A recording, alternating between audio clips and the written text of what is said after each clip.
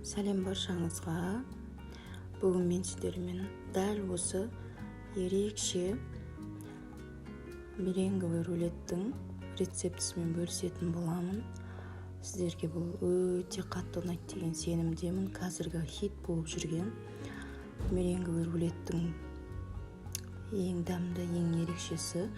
Мен сіздерге толық нұсқасыменен қай жерде қалай жасау керектігімен бөлісетін боламын. Ең алдымен осы меренговый рулеттің бір жасағаннан қалай дұрыс жасау керектігін толықтай айтатын боламын. Мені мұқият тыңдап, видеоның соңына дейін көріңіздер.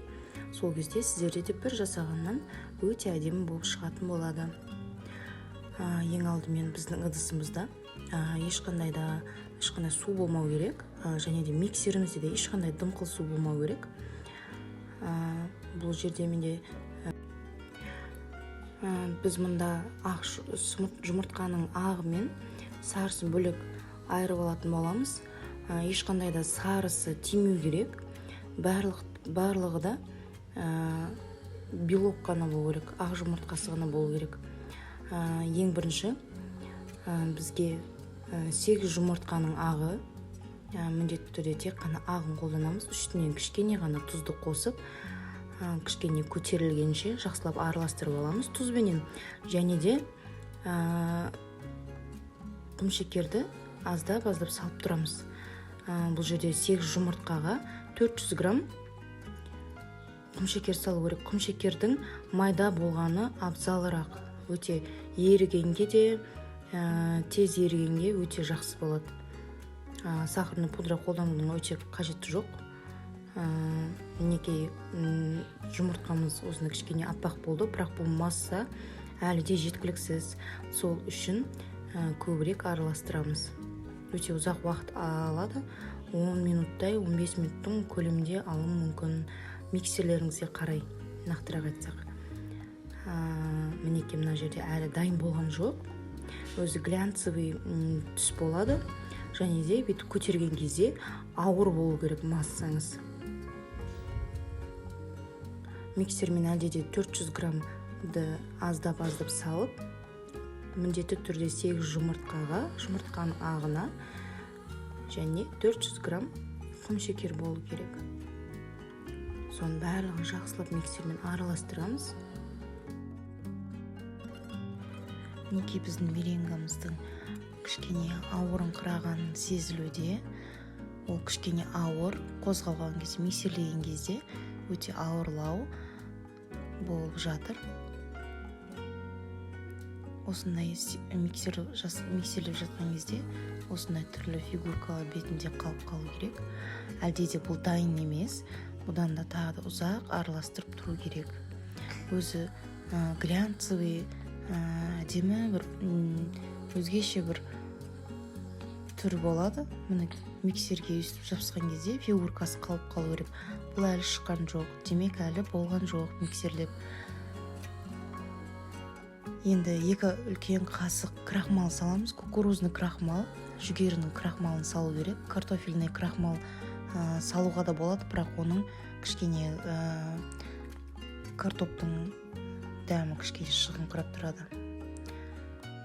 Мінекей қарап тұрғандарыңыздай, бұл масса кішкене меренганың керекті массасына жақындап келеді. Мінекей басқаша түстес. Осылай миксер көтерген кезде осындай басына фигурка қалып қалады. Дәл осы состоянияға дейін жақсылап миксерлеу керек. Мінекей бізде меренгамыз дайын болды. Мінекей біздің меренганың дайын болғанын, оның массасын дәл меренгаға лайықты болғандығын, лопатканың басында осындай фигурка қалып қалу керек. Және де массамыз осылай жылтырап, басқаша глянцевый болып тұру керек. Бұл міндетті түрде. Енді міндетті түрде бұл меренганы алдымен пешімізді қыздырып аламыз. 180 градустағы пешті қыздырып, оны ең төменгі 80-нен 100-дің арасындағы 80 немесе 100-ге қойып, пештеріңізге қарай қоясыздар. Менде печкам кішкене алды ашыңқыраған, сәл ескілеу пеш болғаннан кейін, әсет пешкісі болғаннан кейін мен оны 100 градуста пісірдім. Соның өзінде де менде бір пісіргеннен өте жақсы болып пісті. Сіздерде оны 90 градусқа немесе 80 градусқа қойып, міндетті түрде 40-45 минут қана пісіріп аласыздар. Оның алдын ешқашан ашпайсыздар. Бетін ашуға болмайды, тек қана сыртынан бақылап тұрасыздар. Ол міндетті түрде. Дәл осылай формамызға тегістеп салып пісіріп алатын боламыз.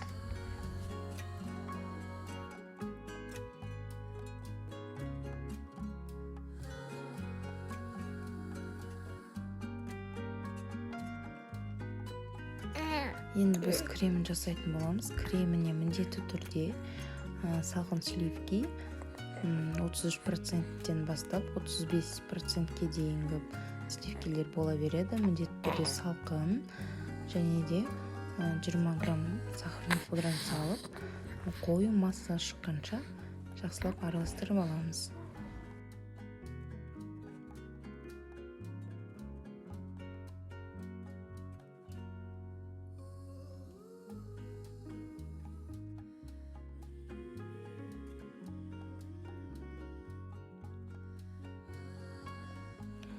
Мінекей біздің сливкеміз қоюланды.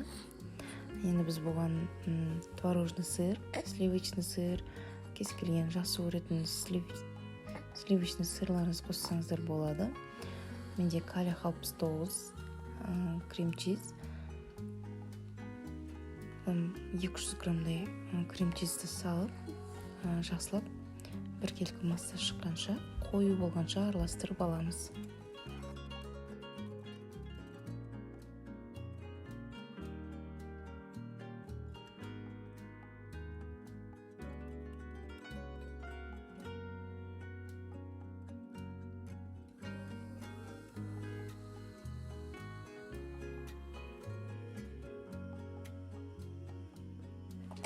Міне біздің меренгамыз дайын болды.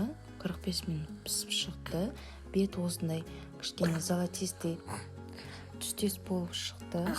Енді біз бұны осындай пергамент қағазына аударып аламыз. Ол міндетті түрде оны жақсылап суытып аламыз. Ыстық күйінде қолдануға болмайды. Міндетті түрде салқын кезінде кремімізді осылай жағып, ортасына тегіс жағып, дәл осы пергаментте домалақтатып орап шығатын боламыз.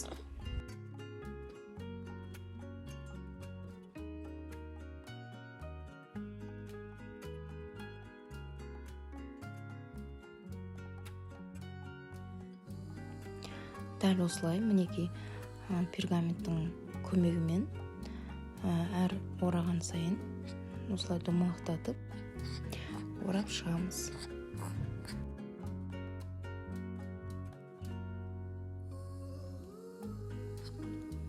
Мінекей біздің меренговый рулетіміз дайын болды.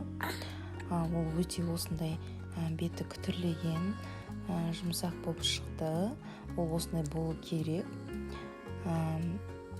Осылай дәл пергамент қағазымен 5-10 минутқа кішкене бір-біріне сігуге қойып қоямыз.